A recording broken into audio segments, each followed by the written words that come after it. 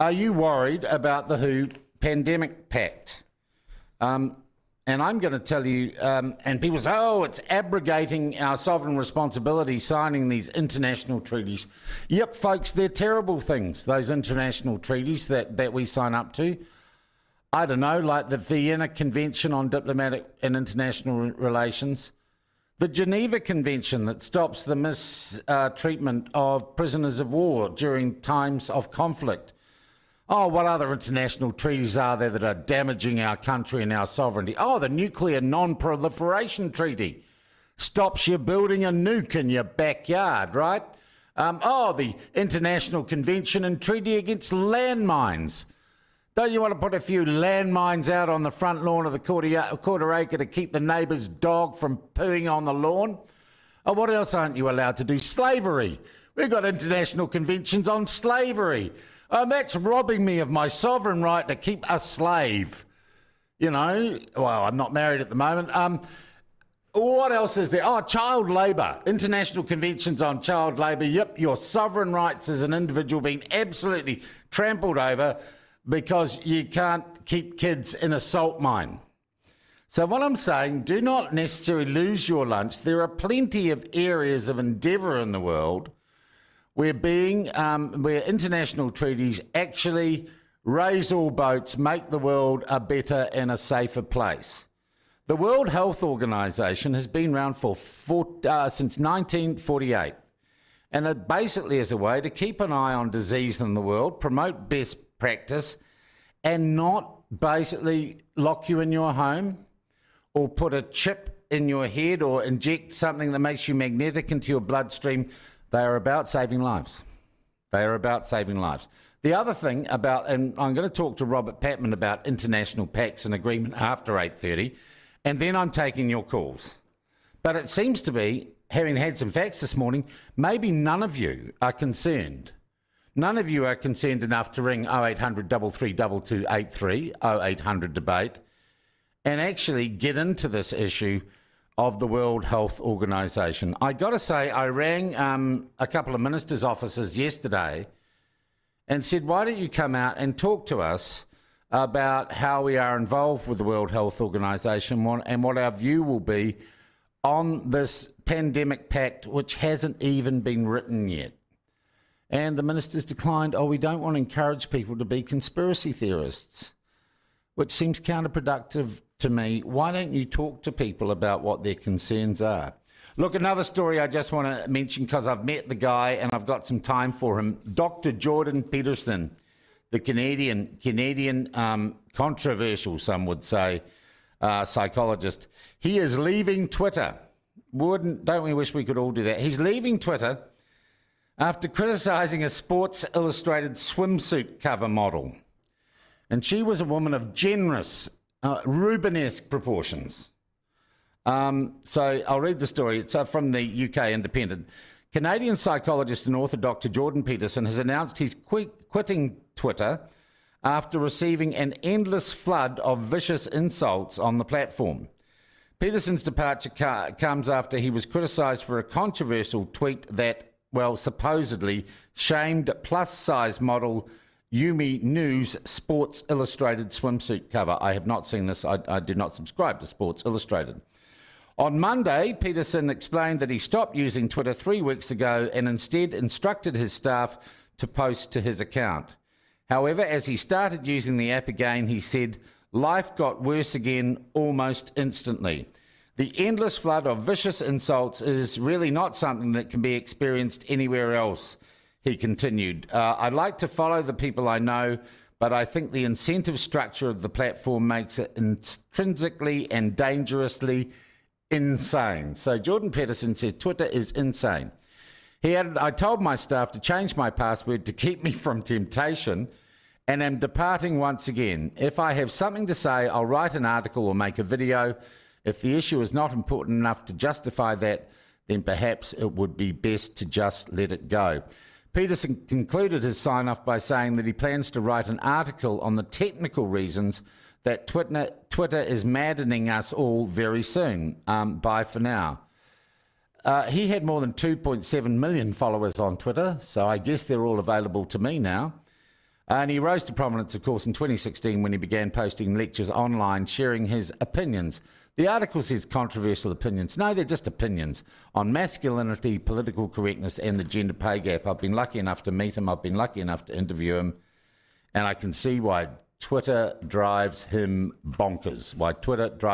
Okay, one person has been brave enough to ring up and talk about the WHO. Tracy, welcome to the program. Hello, good morning. Good morning. So is it nice weather up there? Yeah, it's lovely. It's lovely, but I could talk to anyone about the weather, Tracy, on the platform. I want to talk about everyone losing their mind over the World Health Organization. I'm just starting politely, as we do in New Zealand. Okay.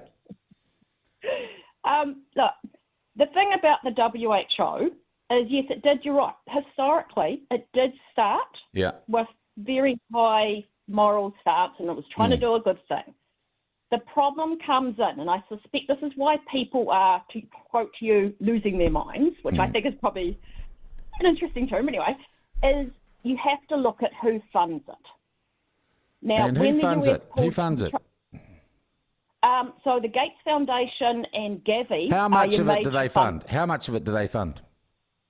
In 2021, I've been trying to go on the WHO site at the moment, and they don't have their most recent data for who funds it now. But in 2021, Gates was the highest. Gates Foundation, that's the Bill and Melinda Gates Foundation, was the highest funder. Okay, and what proportion of the WHO's budget did they fund? 10% at that point. 10%, which is not a majority shareholding, is it? No, it's not. And they are the richest people, or amongst the richest people in the world, and they're philanthropists. So you'd almost be surprised if they didn't tip some money into it, wouldn't you? Yeah. However, okay, so what's wrong with Bill and Melinda Gates? Tracy, let's work through it logically. What's wrong with Bill and Melinda? What's wrong with them funding it? There's nothing wrong with them funding it. Okay, so why did you raise it? No. Let me finish. You need to let people finish statements. All right. One thing you do is you jump in too quickly. Yes, on an ideological point, it's nice that they fund it. However, you have to look at what pies they've got their fingers in. And the Bill and Melinda Gates have got their fingers in the pharmaceutical industry. And Gavi, obviously, is vaccines. Again, Pfizer. So you need to look at where their money's going, where their investments are, which then drives their motivations. Have you got any evidence that they have used or colluded with the WHO to advance their business interests, apart from your hot reckon? Here's the thing.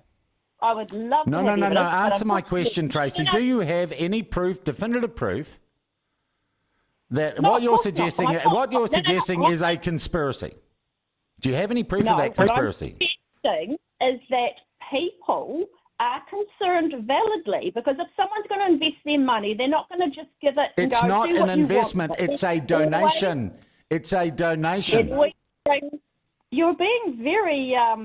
No, you, Tracy, are looking at... You're putting 2 and 2 together and getting 5. No, what I'm saying is there's potential that when they donate money, I'm not saying I believe that they're doing this. I'm saying the reason why people are worried is when you have an organisation that is donating a lot of money, you cannot tell me there's not strings attached. The government... Yes, I can tell you there's not strings attached. No, you can't. That's what philanthropy and charity giving is all about, Tracy. Show me the evidence that they are not putting any strings attached. Show me the evidence they are. But I'm not saying they are or they aren't. Yes, you are. You are absolutely implying that it's been. I'm saying there's potential, and I don't have evidence either way. Oh, okay. I don't dismiss something just because it doesn't suit my agenda. Yeah, well, I don't go on wild flights of fancy. No, you're dismissing completely out of hand. And this is why people probably aren't ringing you, because you're dismissing anyone who has an alternate view. No, I'm not. I'm saying prove your alternate view. You've told me you don't have an alternate view, that you're not making any accusations. But you can't prove your view. What I'm saying is there's... I can prove that the World Health Organization is part of the United Nations, which we are represented in diplomatically, that it has a track record going back to 1948 of doing good things to fight disease around the world. And you cannot tell me that they have been taken over by the Illuminati or they are the agents of some one world government. You're putting words in my mouth. What I'm saying is you need to always follow the money. Now, the money you don't. Of late... You need to follow logic and reason. Money rules this world. Money and power. And if you think otherwise, you're very innocent. So, Tracy, you are fundamentally saying that it's all corrupt and there's some great conspiracy going on here. Did I say it was corrupt? I said follow the money, money rules. Did I say anything about corruption? Again, you're putting words in my mouth. Okay, so what are your problems with the World Health Organization? You're not alleging corruption or anything else. I'm saying there is potential. Okay, well, you give me the proof and I'll worry. I'm not worried either way. I'm saying there's potential, and where there is potential for people to make more money or to influence policy to further their agendas, there's potential. Okay, do you know what's in the pandemic pact? Do you know what is in? No, because it hasn't been written yet, Tracy. It hasn't actually been written yet. I realise that. So how do you know it's got anything to do with encouraging the sale of drugs? I'm just thinking you're being very disingenuous and innocent, that you don't think that those who provide money aren't going to have a little, hook as to what they want. You know what? I don't think that Bill Gates needs to worry about chipping a few $100 million extra out of his shareholdings in drug companies. I think Bill Gates has pretty well got the retirement plan nailed. And I think he's one of those few philanthropic individuals in the world who now says, I can work to a higher purpose. Okay, his higher purpose, if you actually listen to what he's saying, is using vaccines as a depopulation. He's literally said that. Where has he ever said that? Where has he ever said that? You give me the quote, Tracy. What? I've seen videos of him saying this. He literally goes... Okay, I want you to find one of those videos and send it to us. Okay, I want you to call out to all the people listening to this to help me on this, because I'm sure a lot of people have seen it. So you haven't actually got the videos that say that? Well, not at the moment. I've watched it. I don't save everything on my phone that I see. All right, Tracy. Well, we'll put the call out. We'll see what comes in. We've got some other calls to get to. Thank you for kicking it off. All right, and have a great day. Always nice talking to you. Catherine, welcome to the program. Good morning. How are you, Sean? I'm well, thank you. I was filled with such hope when I saw this platform start. One thing that we desperately need in this country is the ability to voice critical thought and articulate all of that information that's being suppressed in this country by government. And so I was hugely optimistic, but I have to say that particularly if we just use the way you responded to the last caller, Tracy, who was desperately trying to get some information across. Yeah, but she didn't have much, to be honest, Catherine. It seemes that you have your opinion, which is now overriding anyone else's opinion. No. That's why you can ring in and talk to me. And you're giving me your opinion about me, which isn't flattering, but you're more than happy to air it. But it's more than that. I mean, the truth has to be the North Star. And I do sincerely hope for you individually that the truth is the North Star, not opinion. And you've got it's like the X-Files. I know it's out there somewhere. You've got a massive population in this country who are critical thinkers who have no platform. Well, you do now. But it doesn't mean if I give you a platform that I have to agree with you, Catherine. No, that's not. I'm talking about the truth being the North Star. Now, if we use the example of the WHO Global Pandemic Treaty, right? Yeah. I didn't come on to discuss that. But it doesn't take a rocket scientist to unearth the agenda behind the WHO. And what is the agenda behind it? Well, unless you're actually referencing something like the Great Reset, when you're actually looking at the world this is all so woolly.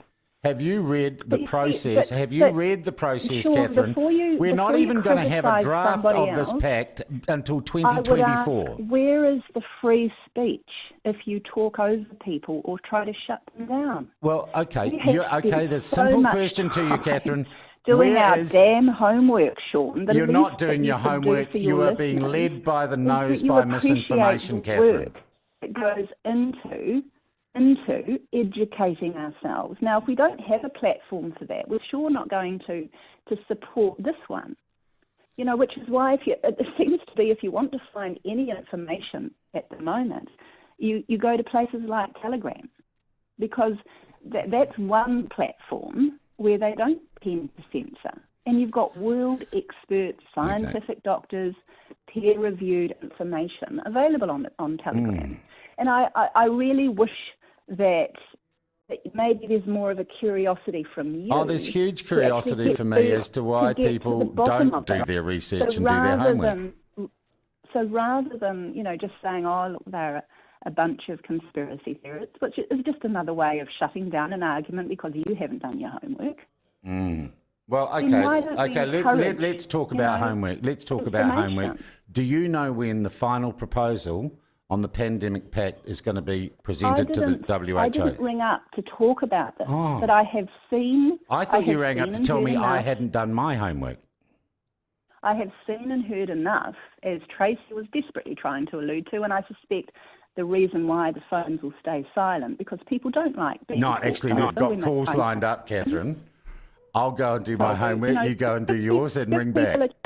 Okay, that is fine. Oh, let's forget the news. Let's keep going on this and we'll bring Robert Patman in because now you've engaged. Caitlin, welcome to the program.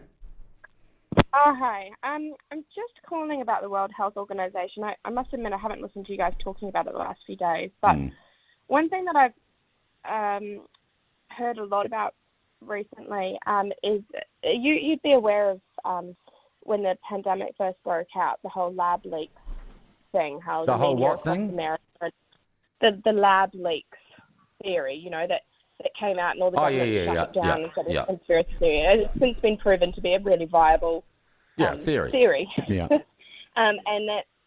So, have you heard much on how China pressured the World Health Organization into not investigating that? Yep. So that, I suppose, I'm not exactly sure on this pandemic pact. But from what I've heard and researched on, you know, China's influence in the World Health Organization and how that ultimately influenced the WHO's response to the pandemic and to subsequent investigations and delayed even their advice to countries on declaring it a pandemic, I guess I would be personally highly skeptical. I'm just highly skeptical of the World Health Organization. Okay, so why do you think the world... Okay, here's a counterfactual to that, Caitlin.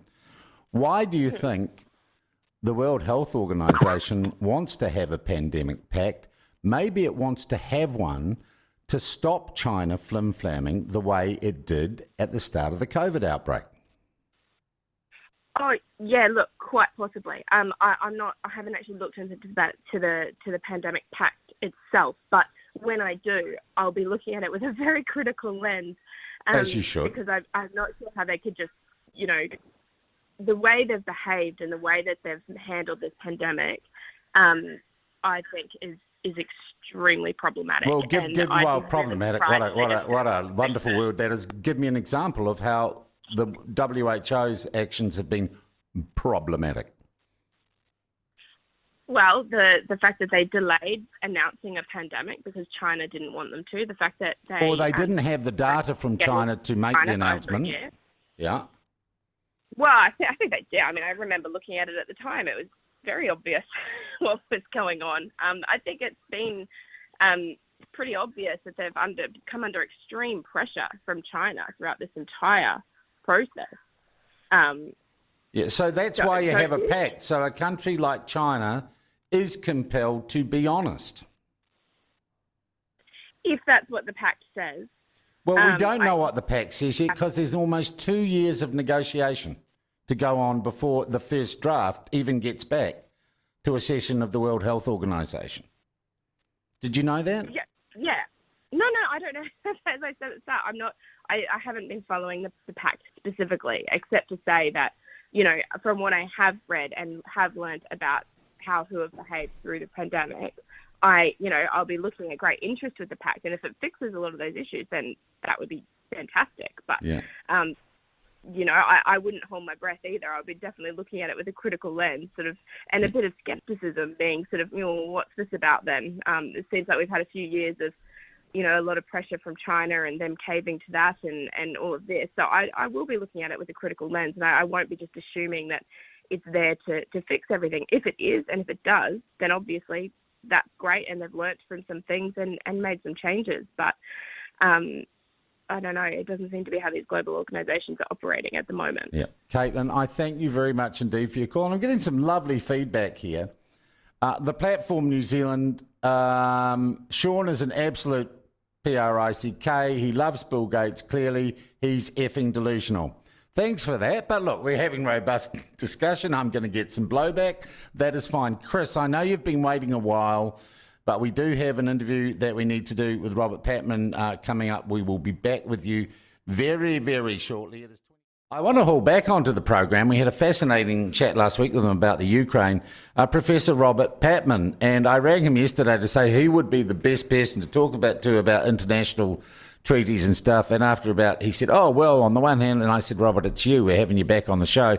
Welcome to the back to the platform, Prof. How are you? Good morning, Sean. I'm fine, thank you. Good. Look, I first just want to ask you, are international agreements that bind countries a good thing? Simple question.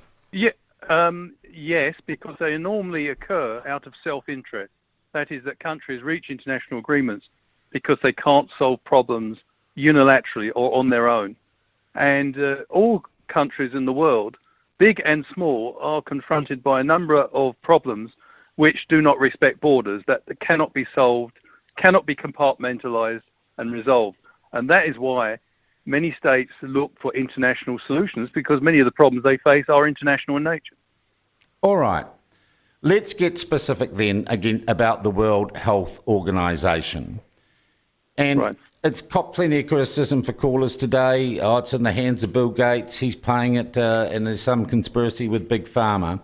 Do you think the WHA's response in the last 2-3 years to COVID has been optimal or ideal, or do you think some shortcomings in WHO operations, WHO operations, have been exposed by COVID-19? Well, I think COVID-19 was a disruptive event, which, in a sense, showed that we do not have a global public health infrastructure that's suitable for dealing with such a problem. The World Health Organization, as you indicated in your remarks a few moments ago, is a subset of the UN. And the UN is an interstate organization controlled by states. And lots of people are worried, and they've expressed their concerns, that the WHO came under pressure from China. A bigger worry for me is that in January 2020, when it finally got the genome sequence from the Chinese about COVID-19, it got it in full, I think, by the 10th of January. A lot of states in the world ignored the advice given by the WHO. I mean, this point is often, people keep going on about how China did not hand over the information until January, which is true, but it is under no obligation to under the WHO. This is a interstate organization, and no state is under any compulsion. So China was only doing what other states would do, which is asserting its sovereign rights to deal with this issue. And then the WHO, once it got the genome sequence, by the end of January, was offering pretty clear and comprehensive advice. A number of countries didn't follow that advice, one of whom was the United States. It didn't actually concede the seriousness of the problem until April, which was about nearly 3 months on. Britain was also very slow and didn't go for a lockdown until about the 17th of March. Now, both Britain and the United States paid a huge price through their inability to accept advice from the WHO. The United States, of course, has unfortunately just exceeded 1 million deaths, and the UK has lost more than 190,000 people through COVID-19. Now, no one takes any satisfaction from that. But all right. I think so in a we've broad, got to look at In a broad sense, then, this pact would be designed to compel countries like the UK and the USA to take notice and to act on that information. Well, and China as well. I think the idea of the pact is to cover aspects like data sharing and genome sequencing of emerging viruses and to ensure the equitable distribution of vaccines and drugs. And let's be quite clear about this, Sean. The world hasn't made a good job of dealing with COVID-19. And I think that what they're trying to do, many countries are recognizing that no one is safe until everyone is safe. And therefore, you do need a global response to a global problem. There's no point in having a compartmentalized problem approach to something like COVID-19 with the result that it continues to mutate and continues to take lots of lives. Okay. I'm getting a lot of feedback from people, who are just annoyed at me and too afraid to ring in. But I'm getting a lot of people saying they read, and I'm not sure if it's the proposed wording, certainly it's being spread on all sorts of odd media sites and people are downloading videos of people raving on. But the idea is that this will give the World Health Organization the ability to instruct a government to lock up its citizens, to digitally monitor them, to enforce mandates, to basically interfere with the running of a country. Would that ever be a reality? I don't think so, because the pandemic treaty would be the result of negotiations between states. And I don't think many states would accept such an agreement. The EU, which does, all members of the EU pool their sovereignty, so that it's not new for them. They want the treaty to be legally binding. Whereas I understand the US, Brazil and India have expressed reservations about whether the treaty should be binding or not. But the crucial point is that if a treaty emerges and all states sign up to it, you can bet your bottom dollar that it won't be the sort of agreement which intrudes on their domestic affairs or encumbers them in ways that they feel will be unacceptable. And a lot of people talk as if we've handled COVID-19 well, and by the way, we shouldn't be transferring power to the WHO. The fact of the matter is, the superpowers were missing in action.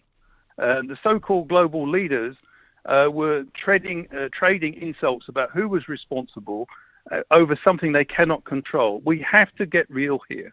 We are dealing with problems like COVID-19, like climate change, which no state, however powerful, can solve.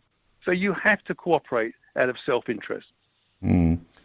Is there, Robert, and have you seen any evidence in your time as an academic looking at international affairs, is there a secret conspiracy by drug companies to take over the world? Does Bill Gates want to depopulate us through some weird drug thing? I haven't seen any evidence for that. And a lot of people are getting their information from sources which, are not fully documented or evidence-based. So, these are charges that are relatively easy to make, but you do have to substantiate them. And the other thing is we do have to face up to is that a lot of people are getting very animated about the WHO and COVID-19 generally.